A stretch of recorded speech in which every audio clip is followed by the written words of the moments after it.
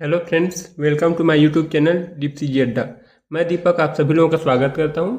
जैसे कि आप लोग जानते हैं, हम लोग यहां पे छत्तीसगढ़ से संबंधित समस्त परीक्षाओं के बारे में तैयारी करते हैं। जैसे कि CG Vyapam, CG PSC, CG police और एसएससी, रेलवे, बैंक, पीओ का भी मैं यहाँ पे क्वेश्चन सेट करता हूँ, जो कि सब में काम आएगा।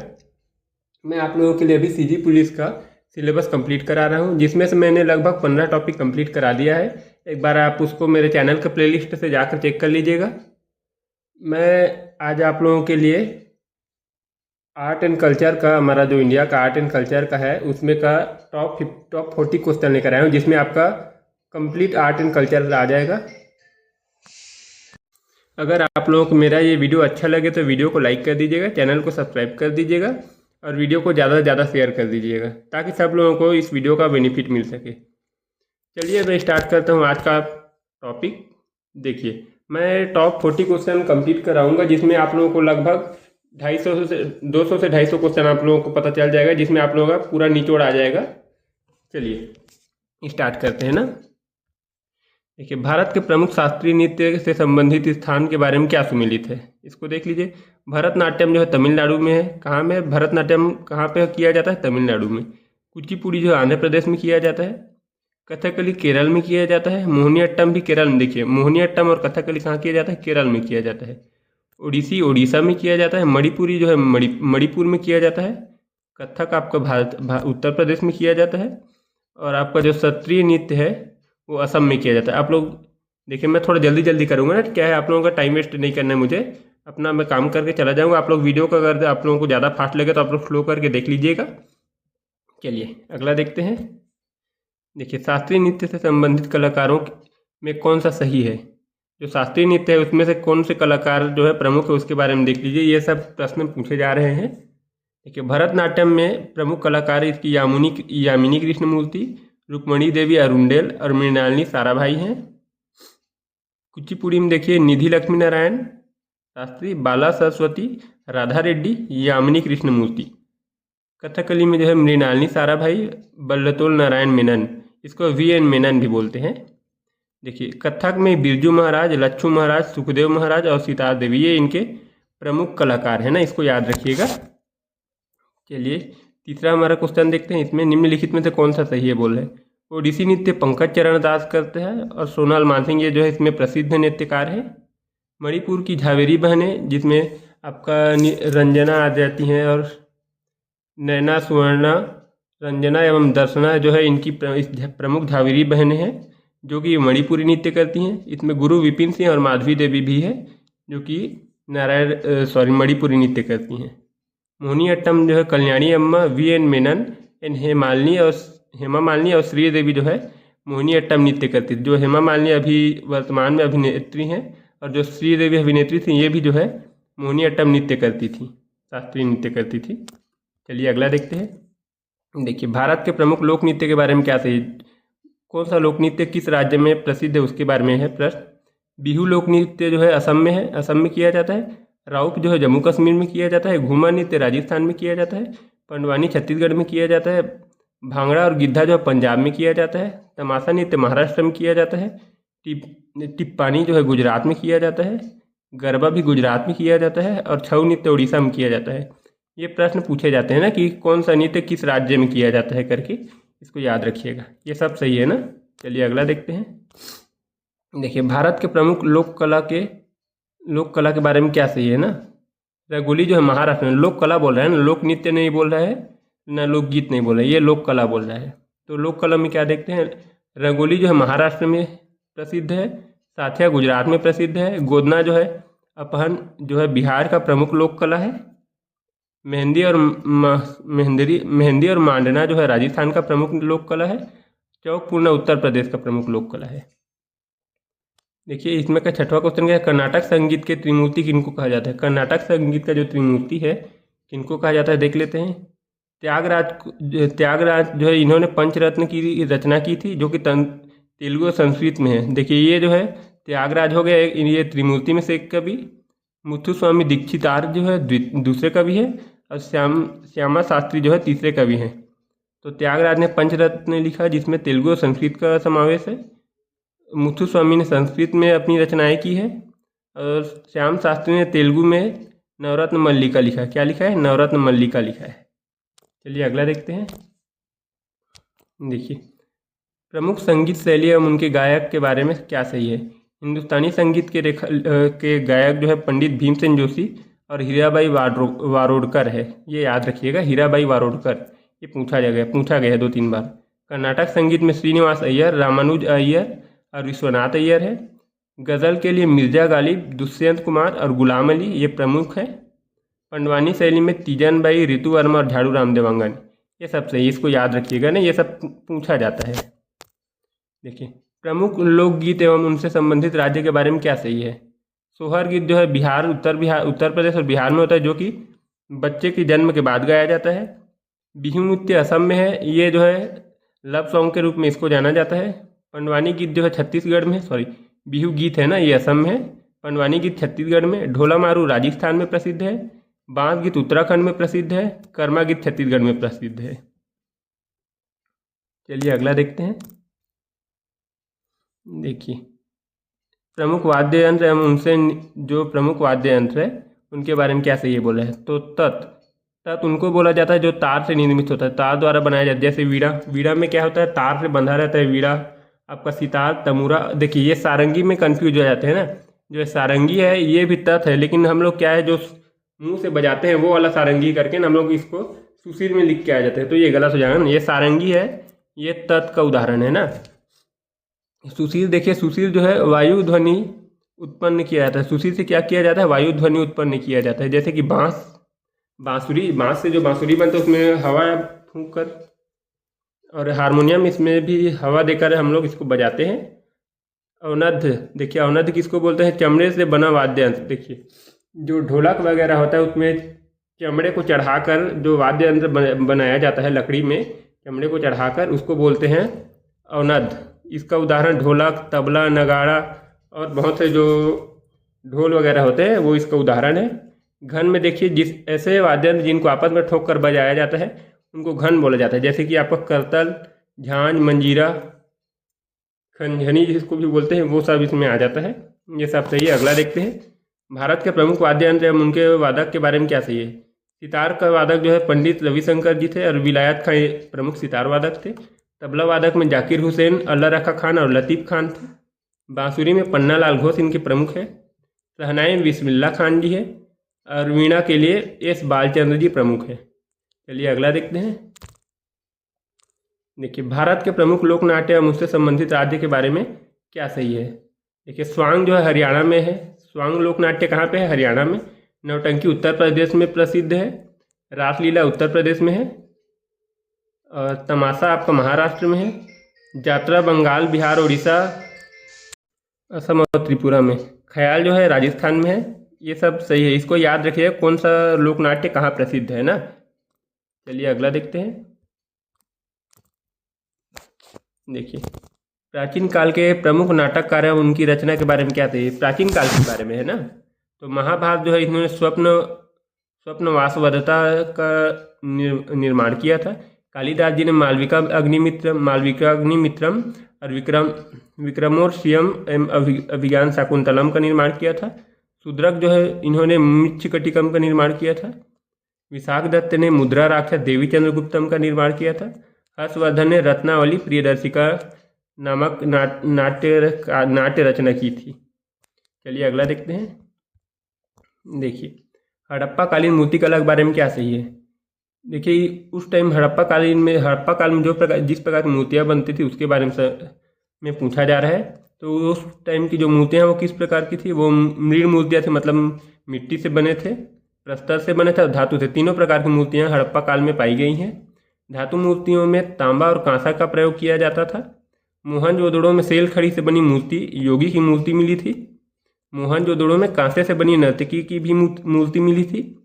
दायमाबाद में किसान हल चलाते हुए किसान की मिट्टी की मूर्ति मिली थी। और मिट्टी से निर्मित मातृ देवी की मूर्ति, खिलौने एवं कुबड़ वाले सांड की भी मूर्ति मिली थी। ये सब सही, आप लोगों को ये पूछा जाता है। चलिए अगला देखते हैं।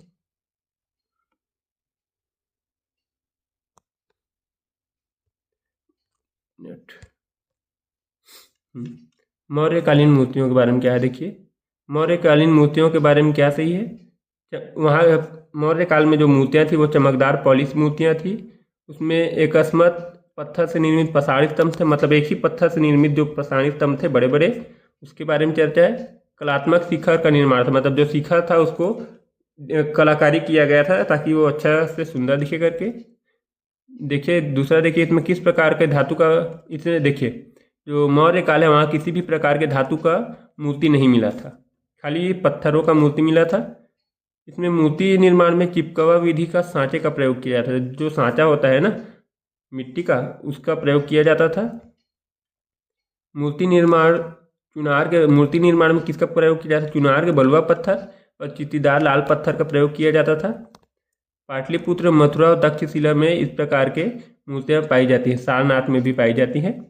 सारनाथ के अशोक स्तंभ में जो शीर्ष में जो 4 शेर है वो इसका अनुपम उदाहरण है, मतलब इसका प्रमुख मूर्ति कला का प्रमाण है जो कि अभी भी विद्यमान है। चलिए अगला देखते हैं। देखिए अमरावती शैली के बारे में कौन सा सही है? अमरावती शैली किसको बोलते हैं? इसका विकास जो है अमरावती में हुआ था, जो कि कृष्णा नदी के दक्षिण में है। इस शैली का उदय जो सातवाहन काल में हुआ था। कब हुआ था? सातवाहन काल में हुआ था। यह धार्मिक विषय वस्तु की प्रस्तर मूर्तियों का निर्माण था। जो धार्मिक क्रियाएं होती थी उसके हिसाब से जो मूर्तियों का निर्माण किया जाता था। यहाँ पे बुद्ध द्वारा पागल हाथी नीलगिरी को शांत करने का चित्रण उत्कीर्ण किया गया है। चलिए अगला देखते हैं। देखिए गुप्त काल में मूर्ति कला के बारे में क्या सही है? गुप्त काल में बौद्ध, जैन एवं हिंदू धर्म के अलावा गैर धार्मिक मूर्तियाँ भी बनाई जाती थी, मतलब धार्मिक के अलावा दूसरे भी प्रकार की मूर्तियाँ बनाई जाती थी। यह जो सारनाथ, मथुरा एवं पाटलिपुत्र में गुप्तकालीन मूर्तियाँ पाई जाती हैं। इस काल की मूर्तियों के अंग सौंदर्य वास्तविक एवं जीवंत बनने लगे थे, मतलब एकदम हूबहू मूर्तियाँ बनाना शुरू हो गया था। इस काल में दशावतार मूर्ति का निर्माण हुआ था। देखिए जो दशावतार मूर्ति है उसका निर्माण जो है गुप्त काल में हुआ था। एलोरा, खजुराहो, देवगढ़ आदि में दशावतार की मूर्तियाँ बनाए गए थे। सब सही है, इसको याद रखिए। कहाँ कहाँ पे क्या हुआ तो वही है बस। देखिए भारत के प्रमुख मूर्तिकला शैली के बारे में क्या सही है? गांधार शैली बौद्ध धर्म से संबंधित है, ये याद रखिएगा ना। कौन सी शैली किस धर्म से संबंधित, ये पूछा जाता है। गांधार शैली बौद्ध धर्म से संबंधित है। मथुरा शैली जो है बौद्ध, जैन एवं हिंदू तीनों धर्म से संबंधित है। और जो आयागपट्ट शैली है ये खाली जैन धर्म से संबंधित है। चलिए देखते हैं 18वां नंबर क्वेश्चन। गांधार शैली की विशेषताओं में कौन सा सही है? जो गांधार शैली उसके बारे में क्या है? देखिए इसमें क्या है, बौद्ध धर्म से संबंधित है। ये किससे संबंधित है? बौद्ध धर्म से संबंधित है। यह जो कनिष्क काल से शुरू हुआ था, पहली सदी में इसका विकास हुआ था। जो गांधार शैली उसका इसका केंद्र तक्षशिला, बामियान और कपिसा था। इस शैली में बुद्ध की प्रमुख मूर्तियां बनाई गई थी जो कि खड़ी और बैठी दोनों प्रकार की थी। यहाँ इस मूर्तियों में भगवान बुद्ध जो है वस्त्र युक्त, घुंघराले बाल, ललाट उड़ना मतलब भौरी वाले, जो भौं है ना वो वाले, और सिर के पीछे जो प्रभा मंडल वस्त्र इनका सिल्वर था। जो सिर के पीछे जो रहता है ना चक्री, वो इनके इस प्रकार इस समय की मूर्तियों में दिखाया गया था। और इनके जो कपड़े हैं मुड़े हुए थे। उपरोक्त सभी ये पूछा जाता है ना, आप लोग इसको याद रखिएगा। देखिए मथुरा शैली के बारे में क्या है? मथुरा शैली जो है बौद्ध, हिंदू और जैन धर्म तीनों से संबंधित है। इसलिए जो है पहली सदी से चौथी सदी तक इनका विकास हुआ था। इसका केंद्र मथुरा, तक्षशिला, श्रावस्ती, वाराणसी और कौशाम्बी था। इस काल में सिकरी के रूप बल में श्वेत चित्तीदार पत्थर का प्रयोग हुआ था। मथुरा शैली में बुद्ध आसन यानी बैठे हुए और स्थानक यानी खड़े हुए दोनों प्रकार की मुद्राओं में दर्शाए गए थे। मथुरा कला में बुद्ध वस्त्र रहित, मतलब वे कपड़े नहीं पहने थे, बाल विहीन थे, मूछ विहीन थे, अलंकरण विहीन थे, मतलब किसी भी प्रकार का मुद्रा में ये नहीं थे। और इन पर इनके जो पीछे में ना चक्र था, जो प्रभा मंडल था, ये इस काल की भी मूर्तियों में था। इस प्रकार की इसमें मूर्तियां जो है वरद मतलब आशीर्वाद देते हुए, धर्म चक्र प्रवर्तन की मुद्रा में और भूमि स्पर्श की मुद्रा में है। ये सब याद रखिएगा, ये सब पूछे गए सवाल है। चलिए देखते हैं मंदिर स्थापत्य कला के बारे में क्या सही है। नागर शैली जो है हिमालय से विंध्याचल पर्वत तक फैला है, मतलब उत्तर भारत में नागर शैली में जो जितनी भी मंदिर बने हैं वो नागर शैली में बने हैं। द्रविड़ शैली दक्षिण भारत में कृष्णा नदी से कन्याकुमारी तक के बीच में जितने भी मंदिर बने हैं वो द्रविड़ शैली के अंतर्गत आते हैं। और बेसा शैली मध्य भारत में, मतलब विंध्याचल पर्वत से कृष्णा नदी के बीच में जितने भी आपके मंदिर बने हैं वो सब आपके बेसा शैली के अंतर्गत आते हैं। देखिए नागा शैली के बारे में क्या सही है। नागा शैली का विस्तार हिमालय से विंध्याचल पर्वत तक है, मतलब उत्तर भारत में है। इस शैली के मंदिर का निर्माण पंचायतन शैली कहा जाता है। देखिए जो नागा शैली में जितने भी मंदिर बने हैं वो कहाँ पे बने, खाली उत्तर भाग में। तो आप उत्तर भाग में कोई भी मंदिर है उसमें आप नागा शैली लिख सकते हैं, कोई दिक्कत नहीं है। इसमें जो मंदिर बने थे वो पंचायतन शैली के थे। पंचायतन शैली मतलब जिसमें 4 मंदिर अगल बगल में रहेगा और एक सेंटर में एक तो प्रमुख मंदिर रहता है, उसको बोलते हैं पंचायतन शैली। तो यहाँ के मंदिर क्या थे, पंचायतन शैली में निर्मित थे। कालखंड जो है 8वीं से 13वीं शताब्दी तक जो है नागा शैली का विकास हुआ था। अयोध्या के राम मंदिर का निर्माण नागा शैली में, अभी वर्तमान में जो अयोध्या का राम मंदिर बना है उसका निर्माण नागा शैली में हुआ। किस शैली में हुआ है, नागा शैली में। देखिए नागा शैली में मंदिरों में 4 कक्ष होते थे। कितने कक्ष होते हैं, 4 कक्ष। एक गर्भगृह होता है, उसके बाद जगमोहन गृह होता है, उसके बाद नाट्य मंदिर होता है और भोग मंदिर होता है। ये याद रखिएगा। चलिए अगला देखते हैं। देखिए अयोध्या के राम मंदिर के बारे में क्या सही है। इसकी प्राण प्रतिष्ठा 22 जनवरी 2024 में हुई थी। इसका मुख्य वास्तुकार चंद्रकांत बी सोमपुरा है। ये प्रश्न पूछा गया था ना, ये याद रखिएगा। कौन है इस मुख्य वास्तुकार, तो चंद्रकांत बी सोमपुरा है। निर्माण कंपनी लार्सन एंड टूब्रो है, टूब्रो कंपनी है। इसके प्रमुख मूर्तिकार अरुण योगीराज, गणेश भट्ट एवं सत्यनारायण पांडे थे। इसकी निर्माण शैली जो है भारतीय नगर शैली है। नागर शैली मतलब। कुल मंदिर का क्षेत्रफल 2.7 एकड़ में, ये भी पूछा गया था राम मंदिर का कुल क्षेत्रफल कितना है करके, तो ये है, ये खाली मंदिर का क्षेत्रफल है ना, कितना है 2.7 एकड़। चलिए अगला देखते हैं। देखिए द्रविड़ शैली के बारे में क्या सही है। इसका विस्तार कृष्णा नदी से कन्याकुमारी तक है, मतलब ये दक्षिण भारत में है। कालखंड ये 8वीं से 18वीं शताब्दी तक इसका कालखंड चला था, मतलब सर्वाधिक काल तक कौन सा शैली चला था, द्रविड़ शैली। द्रविड़ शैली में जो मंदिर है वो बहुमंजिला थे। जो दक्षिण भारत में मीनाक्षी मंदिर है वो बहुमंजिला है, ये उसका उदाहरण है।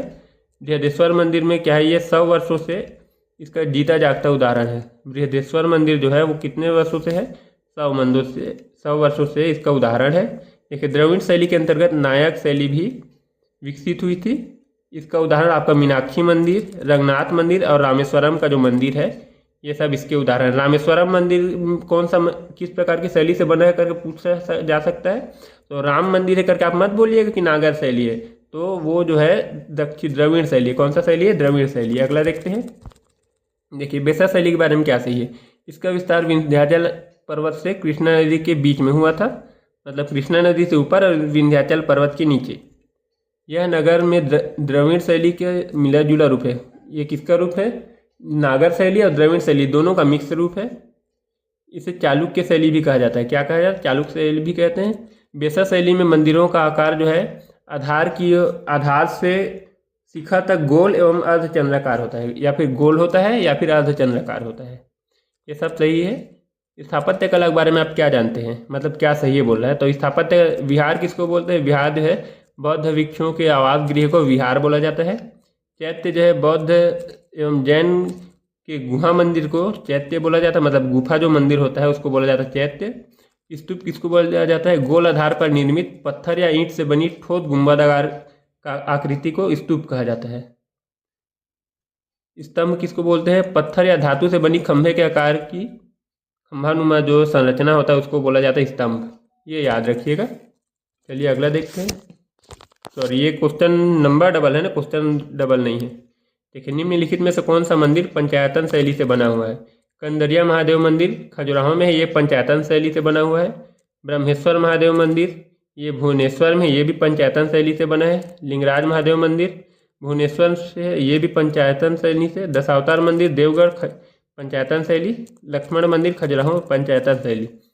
कारण क्या है, ये सब उत्तर भारत में है। क्या है, ये सब उत्तर भारत में है। और उत्तर भारत में जितने भी मंदिर बने हैं वो नागर शैली में बने हैं और पंचायतन शैली में बने। पंचायतन शैली किसको बोलते हैं, जिसमें चारों तरफ छोटे छोटे मंदिर रहते हैं और बीच में बड़ा प्रमुख मंदिर रहता है, उसको बोला जाता है पंचायतन शैली। ये मंदिर निर्माण की एक शैली है। चलिए अगला देखते हैं। देखिए भारत के प्रमुख त्योहारों के बारे में क्या सही है। बुद्ध जयंती वैशाख पूर्णिमा में मनाया जाता है। गुरु पर्व जो है वैशाख प्रथम में मनाया जाता है गुरु नानक जी के जयंती पर। वैसाखी जो है वैशाख प्रथम में मनाया जाता है। बसंत पंचमी फागुन माह के 5वें दिन में मनाया जाता है। महाशिवरात्रि फागुन माह के कृष्ण पक्ष की चतुर्थी में मनाया जाता है, चौथे दिन मनाया जाता है। होली जो है फागुन माह के अंतिम दिन में मनाया जाता है। ये सब सही। चलिए अगला देखते हैं। देखिए रामनवमी जो है, एक मिनट ना, चलिए देखते हैं 27 नंबर निम्नलिखित में से कौन सा सुमेलित है। रामनवमी जो है चैत्र शुक्ल पक्ष नवमी में मनाया जाता है। रक्षाबंधन श्रावण पूर्णिमा में मनाया जाता है। गणेश चतुर्थी भादो कृष्ण पक्ष, ये देखिए ये भादो शुक्ल पक्ष की चतुर्थी है ना। गणेश चतुर्थी कब मनाया जाता है? भादो शुक्ल पक्ष के चतुर्थी को मनाया जाता है। ये कृष्ण पक्ष हो गया गलती से। देखिए कृष्ण जन्माष्टमी भादो कृष्ण पक्ष अष्टमी में मनाया जाता है। दुर्गा पूजा अश्विन माह में, मतलब कुंवार जिसको बोला जाता है, उसमें शुक्ल पक्ष के प्रथम से 10 दिनों तक चलता है। दीपावली जो है कार्तिक अमावस्या को संपूर्ण भारत में मनाया जाता है। चलिए अगला देखते हैं। देखिए भारत के प्रमुख त्यौहार एवं उनसे संबंधित राज्य के बारे में क्या सही नहीं है। पोंगल आंध्र प्रदेश में मनाया जाता है। आंध्र प्रदेश, तमिलनाडु और कर्नाटक में। बिहू असम में मनाया जाता है। छठ उत्तर प्रदेश और बिहार में मनाया जाता है प्रमुख रूप से। सरहुल झारखंड में मनाया जाता है। गेड़ी पर्व आपका महाराष्ट्र में मनाया जाता है। देखिए सरहुल जो है छत्तीसगढ़ में भी मनाया जाता है ना, इसको याद रखिएगा। हम लोग वो छत्तीसगढ़ के टॉपिक में पढ़ चुके हैं। ओणम आपका केरल में मनाया जाता है। रथ यात्रा आपका उड़ीसा में मनाया जाता है। रथ यात्रा में क्या किया जाता है? जगन्नाथ भगवान की यात्रा कराई जाती है। चलिए अगला देखते हैं। देखिए यूनेस्को के बारे में क्या सही है। यूनेस्को जो है उसके बारे में क्या सही है देख लेते हैं। इसका प्रारंभ जो है 16 नवंबर 1972 में हुआ था। इसका उद्देश्य ऐसे स्थलों का चयन करना था जो विश्व संस्कृति और साहित्य की दृष्टि से महत्वपूर्ण है। इसमें शामिल क्षेत्र जो है वन क्षेत्र है, झील, पर्वत, मरुस्थल, स्मारक, भवन एवं शहर, इन सबको शामिल किया गया है। जो प्रमुख है उनको ना, देखिए इसका प्रतिवेदक कौन होता है? भारतीय पुरातत्व सर्वेक्षण विभाग इसका प्रतिवेदक होता है। इसको याद रखिएगा। चलिए अगला देखते हैं। देखिए भारत के प्रमुख विरासत स्थल एवं उनसे संबंधित राज्य के बारे में क्या सही है। अजंता की गुफाएं महाराष्ट्र में, इसको 1983 में विश्व धरोहर में घोषित किया गया था। मतलब यूनेस्को में शामिल है ना, ये सब यूनेस्को के विश्व धरोहर में, विश्व विरासत में घोषित किया गया था। सर्वप्रथम विश्व विरासत में शामिल किया जाने वाला जगह बोले तो कौन सा है? तो ये जो है अजंता की गुफा, जो कि महाराष्ट्र में है, 1983 में किया गया था। आगरा का किला 1983 में, इसको भी विश्व विरासत स्थल घोषित किया गया था। ताजमहल को उत्तर प्रदेश में है, इसको 1983 में किया गया था। एलोरा की गुफाएं महाराष्ट्र में है, इसको भी 1983 में किया गया था। कोणार्क के सूर्य मंदिर को 1984 में किया गया था। महाबलीपुरम तमिलनाडु को 1984 में किया गया था। ये सब सही है ना, इसको याद रखिएगा। उसका कहाँ पे है और कब किया गया था उसको पूछा जाता है। चलिए भारत के प्रमुख विरासत स्थल के बारे में क्या सही। केवलादेव एक राष्ट्रीय उद्यान जो है राजस्थान में, इसको भारत के प्रमुख विरासत स्थल यूनेस्को के धरोहर में शामिल किया गया है। 1985 में इसको शामिल किया गया था। काजीरंगा राष्ट्रीय उद्यान असम में, इसको 1985 में शामिल किया गया था। मानस वर्ल्ड अभ्यारण्य जो है ये असम में, इसको भी 1985 में ही शामिल किया गया था। सुंदरवन राष्ट्रीय उद्यान जो है पश्चिम बंगाल में है, ये पश्चिम लिखा गया, पश्चिम बंगाल में है, 1987 में इसको भी शामिल किया गया था। नंदा देवी फूलों की घाटी, इन दोनों को, ये दोनों राष्ट्रीय उद्यान उत्तराखंड में है, इसको 1988 और देखिए नंदा देवी की 1988 में और फूलों की घाटी को 2005 में शामिल किया गया था। कंचनजंगा राष्ट्रीय उद्यान सिक्किम को 2016 में शामिल किया गया था। चलिए अगला देखते हैं। देखिए यूनेस्को सूची में शामिल प्रमुख स्थल एवं उनसे तथा उनके शामिल होने के वर्ष बताना है। गोवा का चर्च गोवा में, जो कि 1986 में शामिल हुआ था। हम्पी के अवशेष जो कर्नाटक में 1986 में ये भी शामिल हुआ था। हम्पी का रथ मंदिर जिसको बोलते हैं। फतेहपुर सीकरी को उत्तर प्रदेश में, जो कि 1986 में शामिल हुआ था। खजुराहो का मंदिर मध्य प्रदेश में है, इसको भी 1986 में शामिल किया गया था। एलिफेंटा की गुफाएं महाराष्ट्र में है, इसको 1947 में शामिल किया गया था। और सांची का स्तूप मध्य प्रदेश में है, इसको 1989 में शामिल किया है। देखिए सभी जगहों को यूनेस्को के धरोहर में शामिल नहीं किया गया है। मैं जितना बता रहा हूँ उतना आप लोग याद कर लीजिएगा, इससे बाहर नहीं पूछे जाते हैं। लगभग वर्तमान में अभी 42 के आसपास जगहें हैं जिनको यूनेस्को धरोहर में शामिल किया गया है। मैं आप लोगों को जो प्रमुख है उसके बारे में आपको बता दे रहा हूँ, आप लोग इसको याद करिएगा। देखिए निम्नलिखित में से कौन सा यूनेस्को की सूची में शामिल नहीं है? कौन सा शामिल नहीं है बोल रहा है ना? हुमायूं का मकबरा दिल्ली में है जो कि 1993 में इसको शामिल किया गया था। कुतुब मीनार 1993 में शामिल किया गया था। महाबोधि मंदिर 1900 बिहार में इसको 2002 में शामिल किया गया था। भीमबेटका की गुफाएं मध्य प्रदेश में इसको 2003 में शामिल किया गया था। छत्रपति शिवाजी टर्मिनल 2004 में इसको शामिल किया गया था। लाल किला को 2007 में शामिल किया गया था। पश्चिमी घाट को महाराष्ट्र से केरल तक इसको 2012 में शामिल किया गया था। ये सब सही है ना, इसको याद रखिए। इसमें ऐसा कोई नहीं है जो कि गलत है। देखिए इसमें ऑप्शन नन ऑफ दिस रहेगा, इनमें से कोई नहीं ऑप्शन रहेगा, ये सब का सब सही है। चलिए अगला देखते हैं। देखिए राजस्थान के प्रमुख स्थल के बारे में कौन सा यूनेस्को की सूची में शामिल नहीं है, कौन सा शामिल नहीं है उसको देख लीजिए। जंतर मंतर 2007 में है, इसको शामिल किया गया था। जंतर मंतर कहाँ है? राजस्थान। देखिए क्या बोल रहा है, राजस्थान के बोल रहा है ना। जंतर मंतर राजस्थान में 2007 में शामिल किया गया था। चित्तौड़गढ़ का किला 2013 में शामिल किया गया। कुंभलगढ़ का किला 2013 में। रणथंभौर का किला 2013 में। जैसलमेर का किला 2013 में शामिल किया गया था। आमेर का किला 2013 में। हवा महल देखिए ये शामिल नहीं है ना, हवा महल क्या है, जयपुर में है, जो कि शामिल नहीं है। चलिए अगला देखते हैं। देखिए 2017 के बाद यूनेस्को में शामिल राज्य मतलब शामिल जो जगह है, ऐतिहासिक जगह, उसकी सूची, उसके बारे में क्या सही देखते हैं। अहमदाबाद जो है ऐतिहासिक शहर है जो कि 2017 में शामिल हुआ था। अहमदाबाद क्या है? ऐतिहासिक शहर है जो कि 2017 में शामिल हुआ था। मुंबई विक्टोरिया एवं एंड आर्ट डेको एंसेम्बल क्या है? मुंबई का Victoria and art decoration ensemble जो है 2018 में शामिल हुआ था महाराष्ट्र में। जयपुर की चार दीवारी जो है 2019 में महाराष्ट्र में शामिल हुआ था। धौलावीरा आपका 2021 में गुजरात में शामिल हुआ था। देखिए 2021 में शामिल हुआ था जो गुजरात में है। शांति निकेतन 2023 में शामिल हुआ था, पश्चिम बंगाल में है। होयसल मंदिर आपका 2023 में शामिल हुआ था, कर्नाटक में है। देखिए अभी जो वर्तमान में दो जगह जो है शामिल हुए थे उसके बारे में आप लोग याद रखिए। यही सब पूछे जाएंगे, कौन कौन सा यूनेस्को की सूची में शामिल नहीं हुआ या फिर कौन जो है वर्तमान में शामिल हुआ, कौन कब शामिल हुआ, उसका पूछा जाता है। चलिए अगला देखते हैं। देखिए अमूर्त सांस्कृतिक धरोहर की सूची में कौन सा क्षेत्र शामिल नहीं है? जो सांस्कृतिक धरोहर, देखिए हम लोग अभी क्या देखे थे, हम लोग यूनेस्को की जो विरासत स्थल देखे थे। अब सांस्कृतिक धरोहर बोल रहे हैं ना। चलिए देखते हैं इसमें क्या है। रामलीला 2008 में है। रामलीला को कब शामिल किया गया? 2008 में शामिल किया गया था। वैदिक मंत्रों के पाठ करने की परंपरा को 2008 में शामिल किया गया था। कुंभ का मेला 2017 में शामिल किया गया था। कलकत्ता का दुर्गा पूजा 2021 में शामिल किया गया था। और गुजरात का गरबा जो है 2023 में शामिल किया गया था। ये सब सही, लगभग 14 ठो है। मैं सबको नहीं बता रहा हूँ, ऐसा कोई नहीं है जिसको शामिल नहीं किया गया है ना। देखिए इस सूची में ऐसा कोई नहीं है जिसको शामिल नहीं किया गया है। चलिए अगला देखते हैं। देखिए भारतीय सांस्कृतिक संस्थान के अंतर्गत किन किन क्षेत्रों को शामिल किया गया है? भारतीय पुरातत्व सर्वेक्षण को 1861 में उत्तर प्रदेश में है। ये कब शामिल किया गया था? 1861 में इसकी स्थापना की गई है।